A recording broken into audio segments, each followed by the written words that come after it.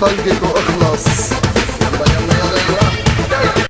Pozdrav ljudi, sa vama je Eki, danas igramo Counter Strike 1.6 na Tactical Public i nisam neki igrač Countera, tako da izvinjavam se, da, stvarno se izvinjavam.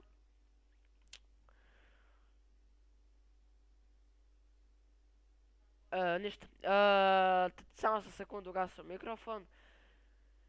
Da vidim nešto, pošto mi je secka bilo mikrofon, nešto mi se nije čulo, pa sam menjao mikrofon, isključivo sam, palio sam i sada radi.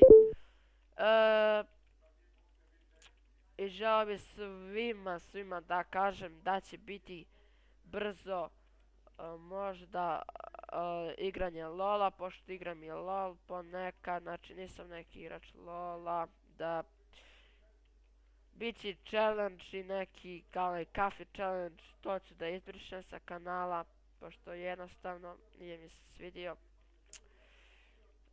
Moram raditi novi, raditi novi moram. Ne znam zašto, brate, ali ne sviđa mi se. Tako ću morati raditi novi, nadam se da se nećete ljutiti. To je to, ja mislim, što se toga tiče. Sad sam to teo da najavim, biće,